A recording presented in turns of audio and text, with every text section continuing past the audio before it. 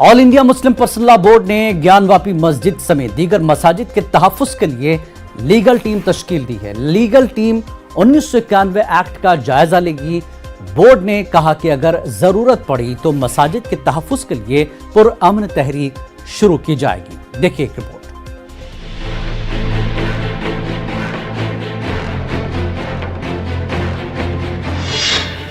ज्ञानवापी मस्जिद का मामला। मुस्लिम पर्सनल लॉ बोर्ड ने बनाई लीगल कमेटी, तहरीक शुरू करने की तैयारी। All India Muslim personal law board मजहबी मकामात एक्ट 1991 का बारीकी से जायजा लेगा। इसके लिए बोर्ड ने एक लीगल कमेटी तश्कील दे दी है। इस कमेटी में कासिम रसूल इलियास, कमाल फारूकी, फुजैल अय्यूबी और नियाज फारूकी को शामिल किया गया है। कमेटी बनारस की ज्ञानवापी मस्जिद समेत दीगर मसाजिद का भी बारीकी से जायजा लेगी ताकि इस बुनियाद पर कमेटी आगे की कानूनी लड़ाई लड़ सके। बोर्ड ने कहा कि अगर जरूरी हुआ तो वो इस मामले को लेकर एक खामोश अवामी तहरीक भी शुरू कर सकता है। मीटिंग में मुस्लिम पर्सनल लॉ बोर्ड ने कहा कि ज्ञानवापी मस्जिद मामले पर यूपी हुकूमत, मरकजी हुकूमत और खुद सेकुलर बताने वाली पार्टियां खामोश बैठ गई हैं। वहीं अदालत ने भी अक़लियतों को मायूस किया है। मुस्लिम पर्सनल लॉ बोर्ड ने कहा कि मुसलमानों पर जुल्म हो रहा है, लेकिन मुसलमानों को सब्र और तहम्मुल से काम लेना है। इस मामले पर हुकूमत की खामोशी को बोर्ड ने मुजरिमाना करार दिया। बोर्ड ने कहा कि इसे किसी भी हालत में तस्लीम नहीं किया जा सकता। मुस्लिम पर्सनल लॉ बोर्ड ने कहा वो ज्ञानवापी मामले में किसी भी सूरत रास्त फरीक नहीं बनेगा। मुस्लिम पर्सनल लॉ बोर्ड का एक वफ्द सदर जमहूरिया रामनाथ कोविंद से मिलकर मजहबी मकामात एक्ट 1991 के तहफ़्फ़ुज़ के लिए अपील करेगा। मुस्लिम पर्सनल लॉ बोर्ड ने समाजी सतह पर भी मजहबी मकामात को बचाने की लड़ाई लड़ने की हिकमत अमली बनाई है। Bureau report, news 18 Urdu.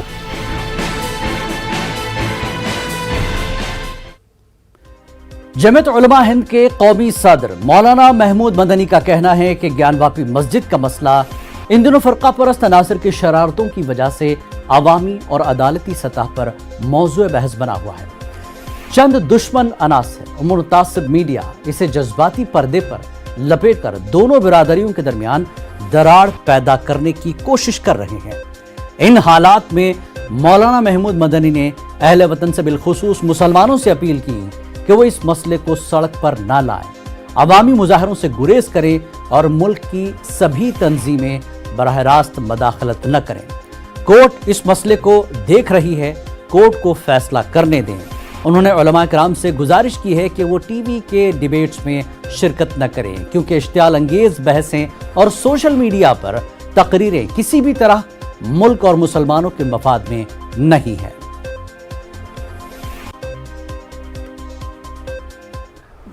Gyanvapi मस्जिद कज़िये से मुताल्लिक जमीयत उलमा हिंद की एक अहम अपील आज जारी की गई है, जो हज़रत मौलाना महमूद मदनी साहब की तरफ से है। जमीयत उलमा ने कोशिश की है कि ये ज्ञानवापी मस्जिद किसी तरह से इसको सड़क पर न लाया जाए। जिस तरह से बाबरी मस्जिद के कदिये को लोगों ने सड़क पर लाकर खड़ा किया और उसका नुकसान हम देख रहे हैं। एक अपील ये की गई है, इसको किसी तरह से सड़क पर खड़ा करके अवामी तहरीक की शक्ल न दी जाए। दूसरी गुजारिश ये की गई है कि मस्जिद इंतज़ाम कमेटी जिस तरह से मुकदमे की पैरवी मुख्तलिफ अदालतों में कर रही है वो करती रहे, हम उनका सपोर्ट करें, उनकी मदद करें। जिस तरह से भी ज़रूरत हो हम उनकी मदद करते रहें, लड़ाई वही लड़ें। तीसरी अपील जमीयत उलमा ने यह की है कि जिस तरह से सोशल मीडिया पे, टेलीविज़न डिबेट में, बहस में लोग शरीक होते हैं और उस बहस में खामखा के लिए मुख्तलिफ तरह के हालात पैदा होकर के कहीं न कहीं तशद्दुद का रास्ता इख्तियार कर लिया जाता है, उससे अपील की गई है कि शरीक होने वाले लोग एहतियात बरतें और वहाँ किसी भी तरह से शरीक ना हो ताकि माहौल ख़राब ना हो सके। ये चंद गुजारिशात हैं जो पेश की जा रही हैं। और ज्ञानवापी मस्जिद में सर्वे के दौरान शिवलिंग मिलने के दावे से मुस्लिम हलकों में बड़ा गम और गुस्सा पाया जा रहा है। इसी के तहत मुंब्रा में social democratic party of India की जानिब से एहतजाज किया गया, जिसमें मुजाहिरीन ने नारेबाजी की। मुजाहिरीन ने कहा कि ज्ञानवापी मस्जिद व दीगर मसाजिद पर दावा करके मुल्क की फजा को खराब करने की कोशिश की जा रही है। एसडीपीआई ने इस पर रोक लगाने का मुतालबा किया है। ज्ञानवापी मस्जिद जो बनारस में है, उसका जो वजू खाना है उसके अंदर हम एक फव्वारा था और फव्वारे को हिंदू पक्ष ने उसको शिवलिंग बता दिया है। शिवलिंग बताकर वहाँ पर जो है कोर्ट की तरफ से याचिका दायर की है और उसको कोर्ट ने एक्सेप्ट करके उसको वहाँ पे सील कर दिया गया है। हमारा ये आंदोलन उसके खिलाफ है कि आपने सिर्फ हिंदू पक्ष को सुना है, मुस्लिम पक्ष को आपने सुने बिना ये ऑर्डर कैसे पास कर दिया। इसके लिए हमारा विरोध था, जो आज हमने यहाँ पर अम्बेडकर साहब का जो स्मारक है यहाँ पे मोटा पुलिस चौकी के पास, वहाँ पे अपना विरोध प्रदर्शन जाहिर करने के लिए हम लोग सभी यहाँ पे जमा हुए हैं। और यूपी में मदारिस को झटका लगा है। जी हां, वजीर आला योगी आदित्यनाथ की काबीना ने अखिलेश हुकूमत की पॉलिसी को खत्म कर दिया है। अब नए मदरसों को किसी भी किस्म की ग्रांट फराहम नहीं की जाएगी। वजीर आला योगी आदित्यनाथ ने इस फैसले पर मुहर सख्त कर दी है। देखिए report.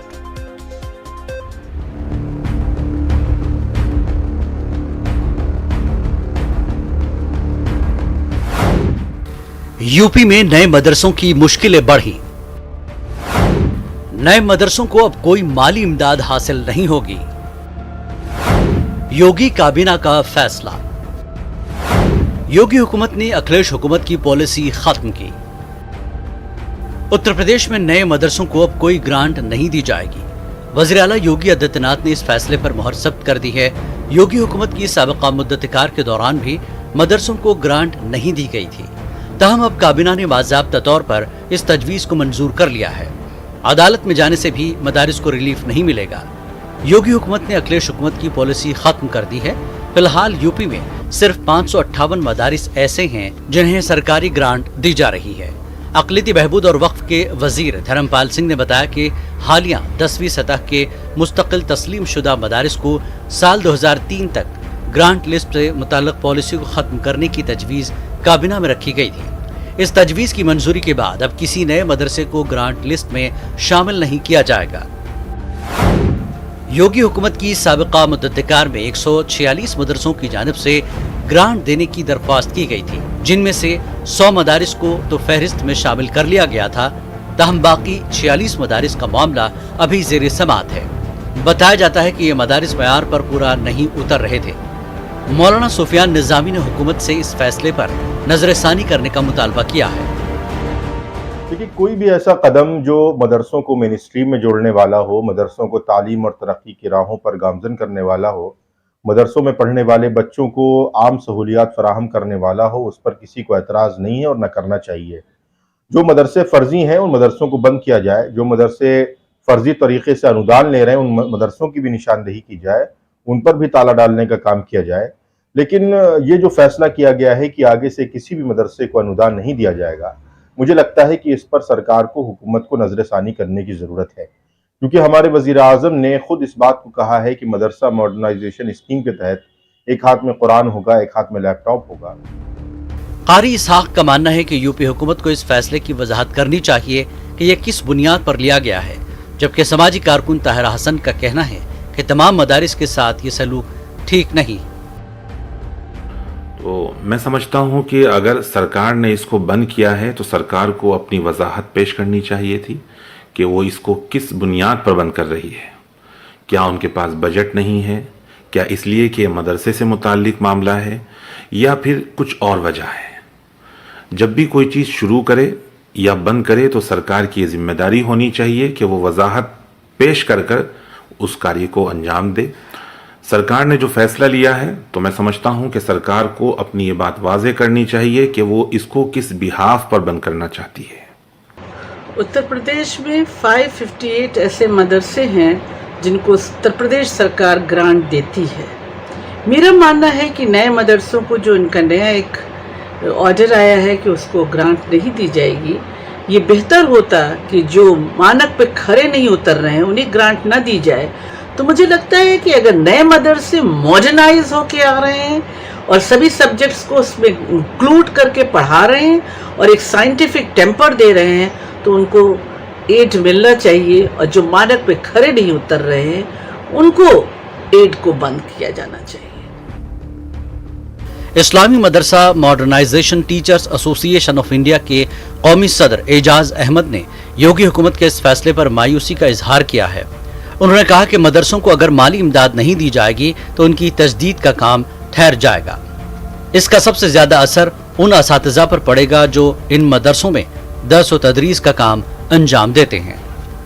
Bureau report, news 18 Urdu. खास बात इंडिया में खबरों का सिलसिला जारी रहेगा एक ब्रेक के बाद।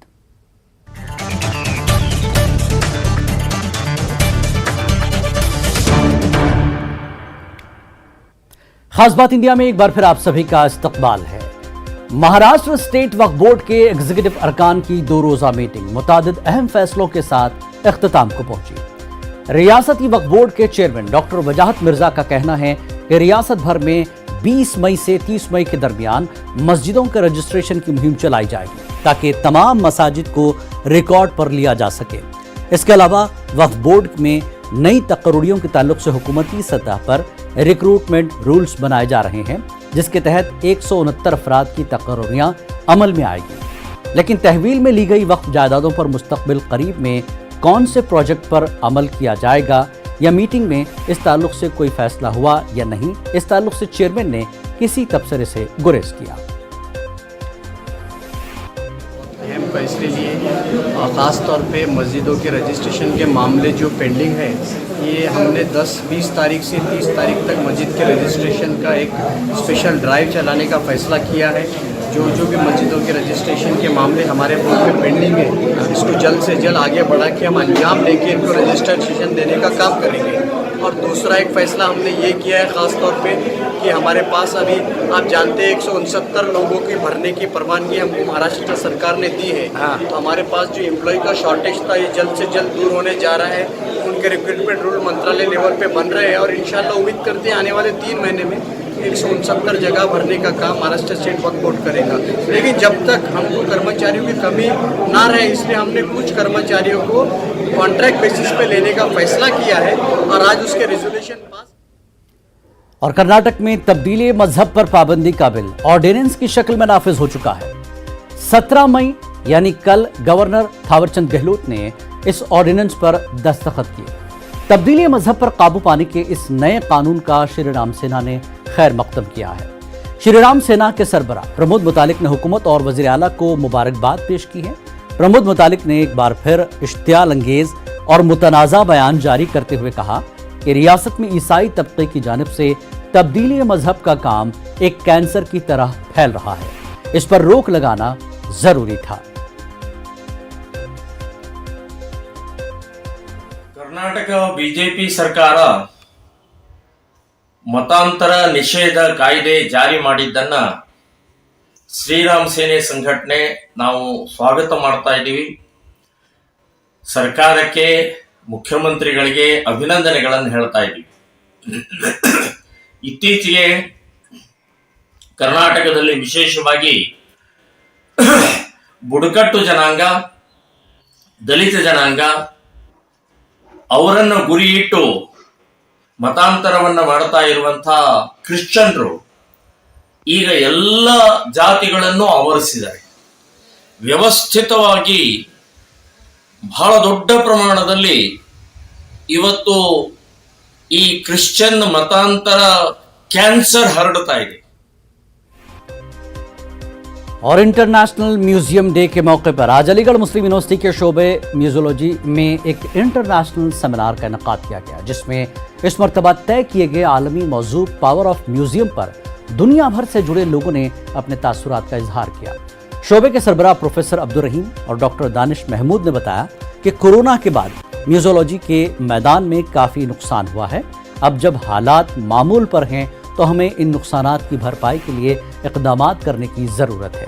हम कोशिश कर रहे हैं कि म्यूजियोलॉजी की फेडल से आवाम को किस तरह जोड़ा जाए। आज का जो इंटरनेशनल म्यूज़ियम डे में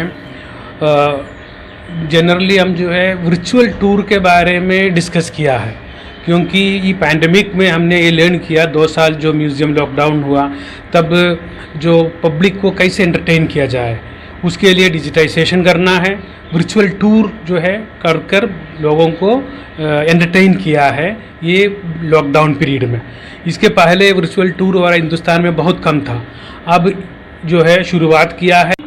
देखिए, ये department of museology Aligarh Muslim university में आज दुनिया में हर जगह इंटरनेशनल म्यूज़ियम डे मनाया जा रहा है। उसी उपलक्ष्य में यहाँ पे भी एक सेमिनार का आयोजन किया गया है। उस सेमिनार का आयोजन जो कि इंटरनेशनल म्यूज़ियम डे का थीम है पावर ऑफ द म्यूज़ियम, उसी पे बेस्ड करके हमने अपना सेमिनार का टॉपिक भी पावर ऑफ द म्यूज़ियम रखा है और इसको इंटरनेशनल लेवल का सेमिनार हमने मुनक़िद यहाँ किया है, जिसमें ऑस्ट्रेलिया से मंगाना बारकेशी एसोसिएट प्रोफेसर है ऑस्ट्रेलिया की, वो जुड़ी यहाँ से। और मजहब के नाम पर नफरत नहीं, मोहब्बत फैलाई जाए, फ़िरका परस्ती नहीं, दोस्ती को आम किया जाए, इसकी एक अमली मिसाल बेंगलुरु में देखने को मिली। पेश है ये खास रिपोर्ट।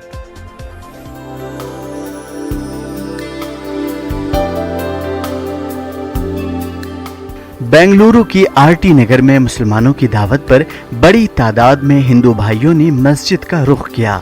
इत्तेहाद का ये मंजर मस्जिद आला में देखने को मिला। मस्जिद आला की कमेटी और जमात इस्लामी ने मिलकर बिरादरान वतन के लिए ईद मिलन और मस्जिद दर्शन प्रोग्राम का इनेकाद किया था। यहाँ आए हिंदू भाइयों ने नमाज मगरिब की अदायगी का नज़ारा किया।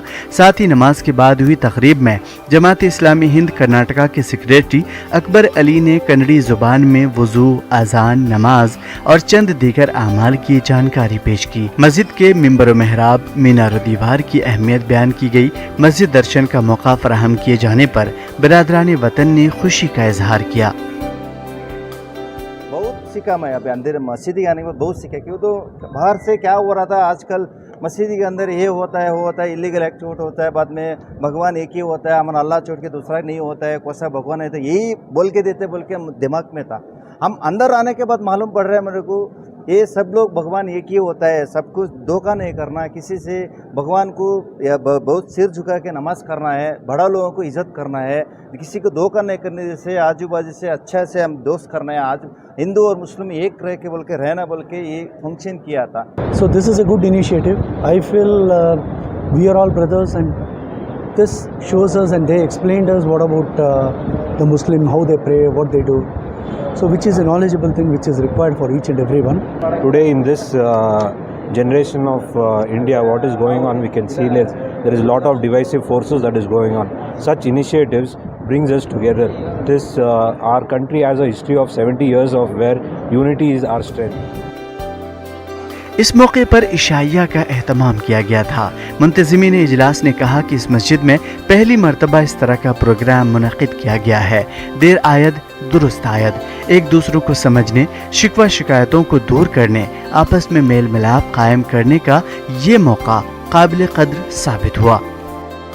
हम लोग एक ईद मिलन और मस्जिद दर्शन के नाम से प्रोग्राम ऑर्गेनाइज किए, जिसमें नॉन मुस्लिम ब्रदरान और हमारे हम वतन भाई उनको सब बुला के कि मस्जिद क्या है, वो मस्जिद में हम क्या पढ़ते हैं, नमाज हम कैसे पढ़ते हैं, नमाज का क्या मतलब है, नमाज में जो पढ़े गए सूरों की उसकी तर्जुमात करके नमाज का हमने और मस्जिद का हमने उनको समझाया कि ये नमाज है।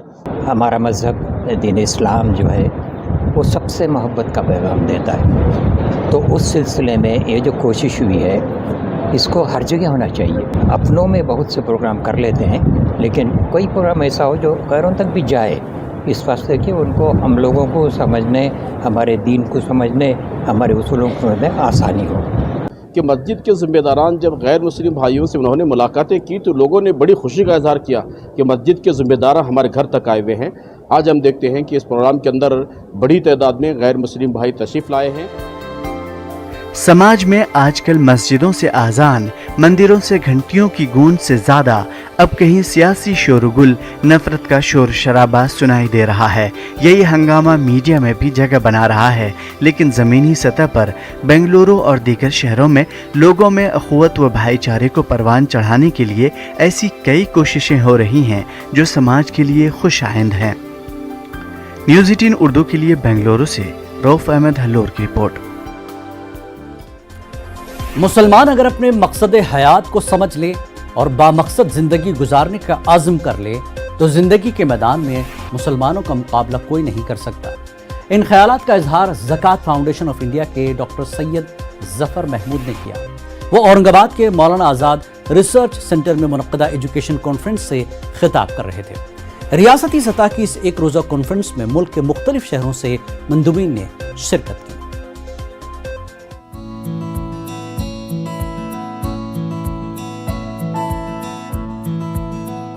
Welfare association for research of minorities नई दिल्ली के महाराष्ट्र यूनिट की जानिब से औरंगाबाद में एक रोजा एजुकेशन कॉन्फ्रेंस हुई।